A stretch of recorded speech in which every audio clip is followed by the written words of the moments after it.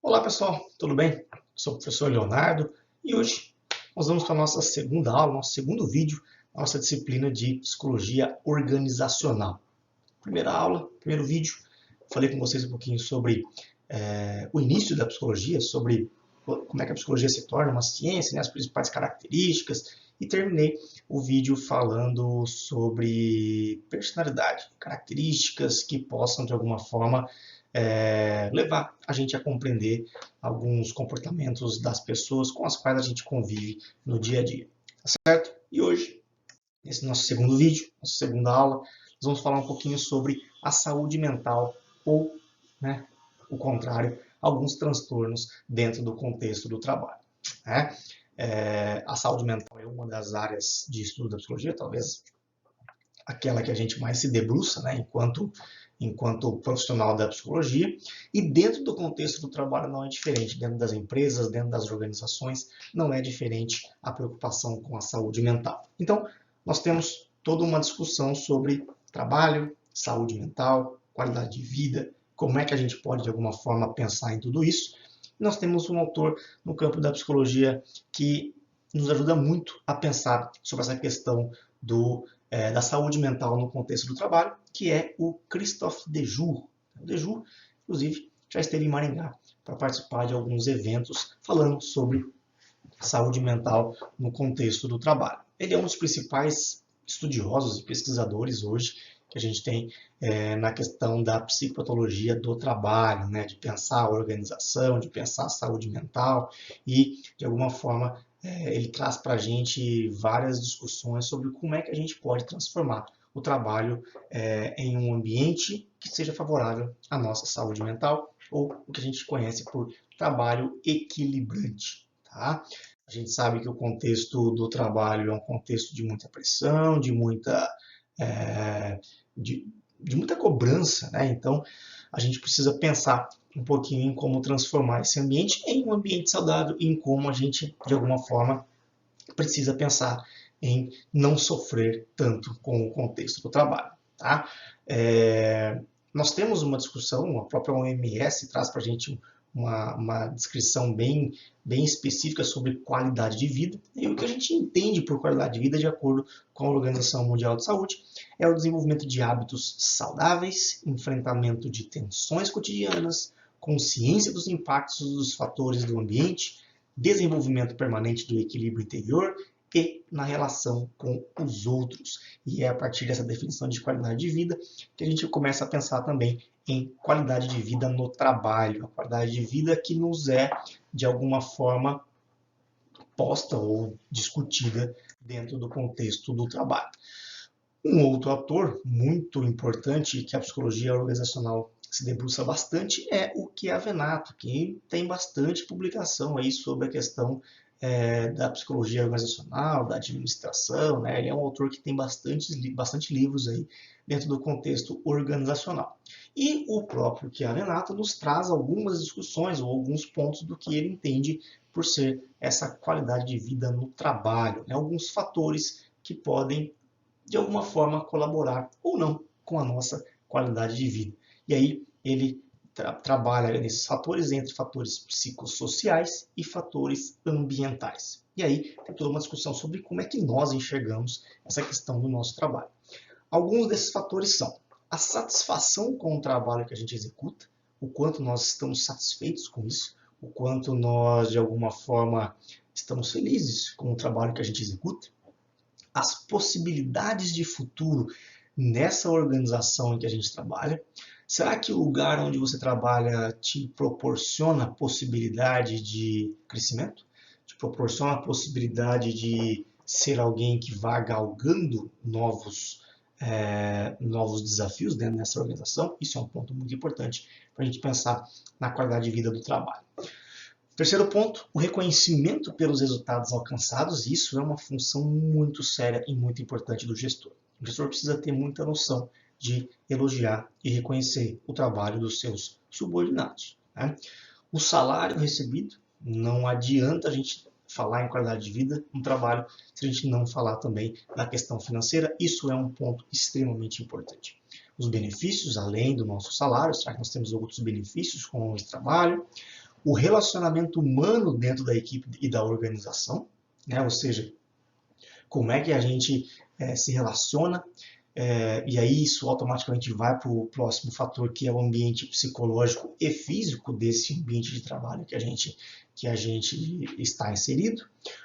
Um outro ponto, a liberdade de atuar e responsabilidade de tomada de decisão, isso é um ponto muito importante também, que eu tenho liberdade de tomar decisões, e quais são as possibilidades, por último ali, de estar engajado e de participar de todo esse contexto organizacional o qual eu estou inserido. Então veja que o Chiavenato ele traz para a gente alguns fatores que ele considera como sendo importantes e que eu acho que a gente precisa realmente pensar e considerar muito na hora que a gente vai discutir qualidade de vida no trabalho. E aí é um ponto para a gente pensar também. O ambiente em que nós trabalhamos, né? Para quem está hoje realmente empregado, quem tem uma função, será que você tem qualidade de vida no trabalho? E vou além, né? Nessa situação que nós estamos vivendo, de home office, de fazer tudo de casa, será que nós estamos tendo qualidade de vida? Né? Será que a nossa qualidade de vida mudou com essas questões atuais que nós estamos vivendo? É um bom ponto para a gente discutir posteriormente na nossa live. Bom, e aí a gente entra num assunto bem específico do campo da psicologia, que é a respeito dos transtornos mentais. Como é que esses transtornos mentais, de alguma forma, ou que tipos de transtornos mentais a gente tem dentro do contexto do trabalho? O primeiro deles é a questão do estresse. O estresse é um dos transtornos realmente mais falados dentro do contexto organizacional, é um dos principais fatores, e a gente pode falar que um estresse, do ponto de vista psicopatológico, é um dos principais responsáveis pela queda de rendimento, pela queda de qualidade de vida, né? Mas é óbvio, né? A gente precisa saber diferenciar um estresse que a gente até chama de estresse positivo, né? Que é aquele estresse que de alguma forma nos impulsiona para ter um pouco mais de energia, e aquele estresse já no nível patológico que começa a nos prejudicar no nosso dia a dia. O que a gente entende por estresse? O que a gente entende por características relacionadas aos sintomas, né? O estresse é um conjunto de reações físicas, que aí envolve toda uma questão química e também uma questão das reações mentais que uma pessoa tem, né, que são decorrentes de alguns estímulos, de alguns fatores estressantes que estão no ambiente. É uma questão muito dinâmica, tá? O estresse é muito dinâmico, ele geralmente surge quando nós, né, eu digo nós porque todos nós estamos sujeitos a desenvolver um estresse, ele surge quando nós somos confrontados com uma possibilidade, alguma restrição ou alguma demanda que esteja relacionada com aquilo que eu deveria realmente realizar, com aquilo que eu, de alguma forma, pretendo aí, com o que eu desejo, com aquilo que eu quero realmente fazer, é um ponto muito importante de se pensar, né? Ou seja, o estresse ele está ali no dia a dia, ele surge sempre quando uma possibilidade externa pode, de alguma forma, nos atrapalhar, pode, de alguma forma, tirar o nosso o nosso estado mental mais tranquilo. A gente começa a ficar com uma preocupação muito excessiva e isso pode trazer alguns resultados um pouquinho complexos, tá? Como eu falei, é sempre importante a gente fazer essa distinção entre um estresse natural do dia a dia, né, que pode ter uma angústia, a gente pode ter uma preocupação, a gente pode ter um nervosismo no dia a dia, mas, né, a gente precisa entender que esse estresse ele pode se tornar realmente um estresse patológico. E aí a gente tem uma divisão, alguns autores dividem essa característica do estresse em dois tipos. Primeiro, o distress, que é o que eles consideram como um fenômeno negativo, que é aquela característica do estresse já realmente inadequada, que começa a nos causar muitos problemas, começa a nos causar muitos prejuízos já em decorrência dessa sensação que a gente tem. A gente pode ficar doente, a gente pode ter muitos problemas já sérios em decorrência desse estresse considerado negativo. E a gente tem o que alguns autores chamam de eustress, que é quando a pessoa tem uma boa resposta, com um equilíbrio, de forma positiva. A gente sente esse estresse, porém esse estresse não é incapacitante, esse estresse não é algo que venha a nos prejudicar no dia a dia. Tá? Bom, nós temos alguns indicadores de estresse que são importantes da gente pensar. Nós temos indicadores psicológicos, indicadores sociais e indicadores que possam ser, de alguma forma, físicos, né? Então, características psicológicas aí, que são alguns indicadores das questões relacionadas ao estresse. Instabilidade emocional, a própria ansiedade se torna um possível indicativo de estresse, depressão, agressividade, irritabilidade, são todos elementos que surgem aí em uma situação do ponto de vista psicológico. Do ponto de vista social, a gente começa a ver alguns sinais quando, por exemplo, a pessoa está com um desempenho um pouco abaixo do que ela geralmente tem no seu dia a dia. Né? Então, as quedas no desempenho, as faltas ao trabalho, as faltas à faculdade, as faltas à escola, né? Às vezes alguns acidentes podem acontecer por uma falta de atenção, a gente pode começar a ter algumas percepções relativas a problemas domésticos. Então, isso tudo acaba sendo sintomas sociais, são indicadores sociais de uma questão de estresse. E os danos físicos, aí a gente começa a ter algumas questões já, algumas manifestações físicas desse estresse um pouco elevado. O principal delas que a gente costuma ver muito é a questão da dor no estômago, das úlceras, alergia, asma, dores de cabeça, até sintomas um pouco mais graves que possam acontecer em decorrência desse estresse. Lembrando que são indicadores, e cada pessoa vai apresentar o seu, cada pessoa vai ter uma manifestação diferente. E é claro que a gente não pode reduzir o estresse a apenas essas manifestações. Isso são alguns indicativos de que a pessoa pode vir a desenvolver algum estresse um pouco mais adiante. Dentro do contexto organizacional, dentro do contexto das empresas, como é que a gente pensa nesses fatores de estresse? Né? A gente pode pensar de duas formas. A gente pode pensar a partir do trabalhador e a gente pode pensar também a partir da própria organização. Tá? Então, do ponto de vista do trabalhador, né, o que a gente pode perceber que de alguma forma pode ser um ponto que venha a desencadear ou que venha a diminuir as questões de estresse? Bom, se eu trabalho em um contexto empresarial e eu consigo desenvolver, por exemplo, relações cooperativas, relações construtivas, relações que venham a acrescentar no meu dia a dia, venham a acrescentar no meu trabalho, se eu tenho gestores que confiam no meu trabalho, se eu tenho gestores que reconhecem o meu desempenho, isso tudo, de alguma forma, pode ser um elemento que venha a colaborar muito para que eu não desenvolva uma questão de estresse relacionado a esse ambiente. Então veja que eu estou desenhando para vocês um ambiente organizacional positivo. É um ambiente em que eu consigo ter uma equipe que me ajuda, que eu consigo colaborar com essa equipe, que eu tenha gestores que colaboram, que eu consiga gerenciar o meu tempo, que eu consiga me planejar. Isso é por parte nossa, enquanto funcionário, enquanto trabalhador de uma empresa, né, que possam ser fatores que venham aí a diminuir as minhas questões estressantes ou que venham a que eu venha a desenvolver um estresse um pouco mais negativo e mais prejudicial para o meu dia a dia. Né? Em contrapartida, a gente tem aqueles fatores que são relacionados às organizações. Né? Porque não basta eu ter relações positivas, mas eu preciso que essa minha organização, de alguma forma, permita que eu tenha essas relações. Né? Eu preciso ter uma organização, eu preciso fazer parte de uma empresa que seja organizada e que tenha, de alguma forma, ferramentas para, por exemplo, diminuir conflitos entre essas pessoas, diminuir conflitos entre setores, por exemplo, né?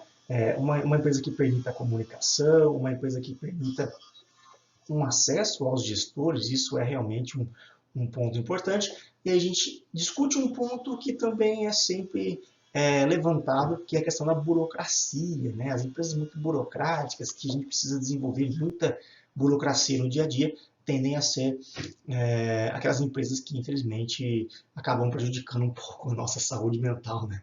Então, as empresas que possam, de alguma forma, facilitar um pouco mais, que possam diminuir um pouco essa questão burocrática, realmente pode colaborar bastante com a saúde mental dos seus funcionários. Então, a gente precisa pensar, né, esse estresse a partir dessas duas frentes.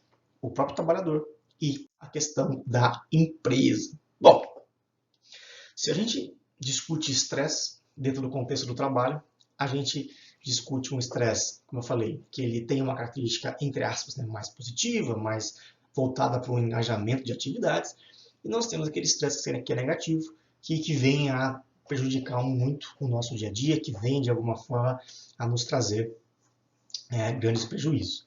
Quando eu tenho um estresse muito elevado, quando eu tenho um estresse que se aproxima aí de uma questão já patológica, nós começamos a falar sobre burnout. Vocês já devem ter ouvido falar da síndrome de burnout ou a estafa profissional. É aquela situação em que a pessoa vivencia muitos níveis de estresse, níveis muito prolongados, várias situações, vários dias, uma sequência muito negativa, e isso venha a chegar num ponto bem patológico, que é quando a gente chama de burnout. Os aspectos dessa síndrome, né, é muito comum a gente ter 3 tipos de características: a exaustão emocional, a despersonalização, ou o que a gente chama de distanciamento afetivo, e a baixa realização profissional e pessoal. São 3 grandes sintomas que nós temos na questão do burnout, e nós vamos ver cada um deles agora. Quando a gente fala de exaustão emocional, eu estou falando de um sentimento de esgotamento, de uma falta de energia, de que eu não consigo mais realizar as minhas atividades simples do dia a dia. Lembra que eu estou falando que esse estresse, que esse burnout, ele é relacionado ao trabalho. Então, o meu estresse estará muito relacionado a essa situação profissional, né? Essa pessoa, ela começa a desenvolver sintomas de desesperança, de solidão, depressão, começa a ser uma pessoa com muito menos paciência, com muito mais raiva, que automaticamente é uma característica muito importante da irritabilidade, né? Então, a gente começa a ver que a pessoa ela vai desenvolvendo várias características e vários sintomas. E do ponto de vista profissional, automaticamente, essa pessoa começa a ter problemas tanto dentro do contexto do trabalho, como também em casa, com as pessoas que estão ali do seu dia a dia. Essa exaustão emocional, ela tem uma consequência muito séria no dia a dia das pessoas. O segundo ponto, que é a despersonalização. Vejam que é um termo bem complexo, mas ele se caracteriza muito por um distanciamento afetivo, uma frieza, a pessoa se torna muito mais insensível às necessidades das outras pessoas, né? Automaticamente o comportamento dela é muito mais agressivo e muito mais voltado para si próprio, tentando de alguma forma não ter... há uma perda de empatia muito importante nessa característica de despersonalização, né? E automaticamente tudo aquilo que é relacionado ao trabalho começa a ser um problema, começa a ser desagradável, começa a ser sim, algo que irrita muito essa pessoa que está aí nesse nível de estafa emocional. E aí, né, pensando na questão do trabalho, o terceiro ponto é a baixa realização profissional e também a baixa realização pessoal. A pessoa começa a ter um sentimento voltado para ela muito negativo. Um sentimento de fracasso, um sentimento de incapacidade de realizar as suas atividades do dia a dia, e automaticamente ela começa a perder muito interesse no trabalho, ela começa a, de alguma forma, pensar de forma muito negativa, né? Então você imagina diariamente uma pessoa alimentando sentimentos negativos com relação a ela própria, né? Com relação a si própria. Então, esse é um ponto que a gente começa a pensar muito bem nessa característica de baixa realização pessoal e também baixa realização pessoal. A síndrome de burnout é uma síndrome muito séria, ela causa muitos afastamentos do trabalho, é um fato isso, a gente tem índices elevadíssimos de pessoas que apresentam burnout e que tem que se afastar do trabalho, né? E aí é um ponto que a gente começa a pensar assim, como é que a gente enfrenta isso? Como é que a gente trata, como é que a gente cuida, como é que a gente, de alguma forma, pode pensar em se livrar do burnout, né? Primeiro, que as organizações, os gestores precisam ficar muito atentos, porque automaticamente o burnout ele pode retirar pessoas do ambiente de trabalho. Ele vai, de alguma forma, minar o desempenho, e uma das formas que nós temos de trabalhar, de tratar essas pessoas, é retirando elas de um ambiente que causa estresse. Então veja que esse burnout ele já vem sendo desenvolvido dentro de um contexto profissional, e que isso vem a longo prazo já causando muitos prejuízos às pessoas, causando muito estresse e muita sensação negativa. E aí, automaticamente, ao se perceber isso, as organizações precisam pensar e precisam agir de forma bem específica. Primeiro ponto é fazer intervenções com o próprio indivíduo, é dar a possibilidade para essa pessoa se tratar, se recuperar e automaticamente entender o que está acontecendo, justamente porque o segundo fator está diretamente relacionado a isso, que é realizar intervenções no próprio contexto organizacional. Porque vejam o que eu falei para vocês anteriormente, que o estresse ele tem dois fatores. Nós podemos pensar no estresse de um fator do próprio indivíduo, do próprio trabalhador, e também nós precisamos pensar no estresse do lado da empresa, do lado da organização. Então, se eu realizo uma intervenção no indivíduo, eu preciso realizar uma intervenção também na própria organização. Porque se esta organização está sendo responsável pelo desenvolvimento do estresse do meu funcionário, eu preciso mudar algumas coisas. Né? E automaticamente essas intervenções precisam ser combinadas entre o indivíduo e a própria organização. Então esse é um ponto que a gente pensa que seja o mais eficaz para trabalhar e para tratar as questões de burnout. Falamos de estresse, falamos de burnout, e eu queria discutir com vocês uma outra patologia que infelizmente tem acometido muito a gente, um elevado número de pessoas no mundo tem desenvolvido o que a gente costuma até ler em alguns textos, que é o mal do século, que é a depressão. Né? A depressão não escolhe credo, não escolhe raça, não escolhe sexo. Ela é um transtorno que afeta milhões de pessoas no mundo todo. Ninguém está livre de apresentar sintomas de depressão. Podem surgir a partir de outras doenças. Né? Ela é sintoma de muitas outras doenças. Então, é até difícil a gente acabar diagnosticando muito bem a depressão, porque ela pode ser uma comorbidade com outras. O estresse pós-traumático, a demência, a esquizofrenia, o alcoolismo, ou seja, vários quadros clínicos podem se relacionar aos sintomas depressivos. Né? Como eu falei, a depressão ela é considerada, né, o mal do século. Segundo a OMS, né, 20% das mulheres de 8 a 12% dos homens vão apresentar episódios depressivos durante a sua vida. Vejam que isso é um número muito elevado. 20% de mulheres e de 8 a 12% dos homens. Imagine que isso, ao longo da vida, as pessoas vão realmente desenvolver. Aqui no Brasil, um dado muito importante, né, os dados da Previdência Social, a depressão ela acaba correspondendo a 80% dos transtornos mentais que são responsáveis pelo afastamento do trabalho aqui no Brasil. Então vejam que isso é algo muito sério, é uma doença que afeta qualquer pessoa e ela pode ter consequências muito sérias, muito graves. Bom, quais são os principais sintomas dessa depressão?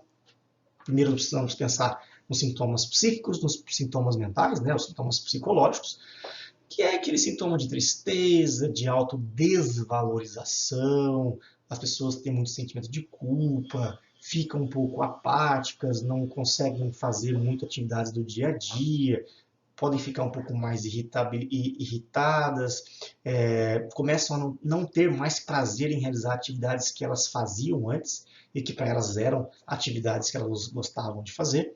Então essas são algumas das principais características psíquicas. Tá? É aquilo que realmente a pessoa sente, é uma sensação de tristeza profunda. Tá? Não confundir tristeza com depressão. Tristeza é uma coisa, depressão já é um estado clínico bem mais sério. A gente pode ficar triste no dia a dia, natural. A gente não só pode, como a gente deve ficar triste no dia a dia. Mas pensar em depressão já é um elemento bem mais avançado e mais preocupante do que apenas uma tristeza do dia a dia. Tá? Nós temos também os sintomas fisiológicos, né? Que assim, são bem característicos das pessoas com depressão, né? A dificuldade para dormir ou o seu próprio contrário, né? Veja que eu coloquei ali, ó, alterações de sono e alterações do apetite. Quando eu falo de alterações do sono, nós podemos ter aquelas pessoas que não conseguem dormir e nós podemos ter aquelas pessoas que dormem demais.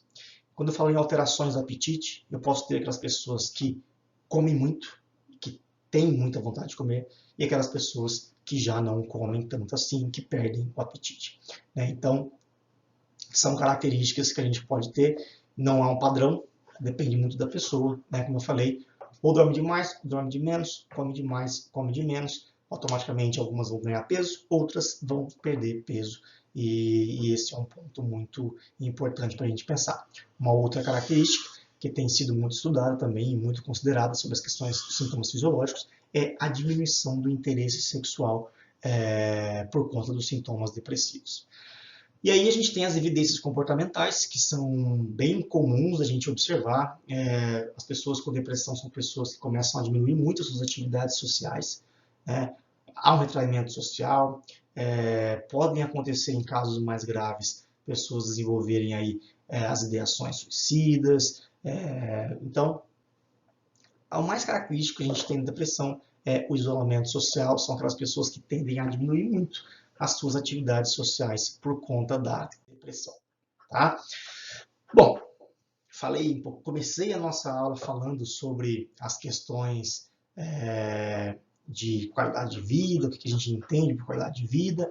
Acabei entrando em alguns transtornos que estão diretamente relacionados com a questão do ambiente de trabalho, Falamos de estresse, falamos de burnout e terminamos falando de depressão. E aí, para fechar aí a nossa aula de hoje, para falar um pouquinho mais sobre saúde, essa satisfação no trabalho e a questão de saúde mental do trabalhador, a gente precisa pensar em 3 situações. De ter um pensamento a partir de 3 perspectivas. A primeira é a questão do ambiente.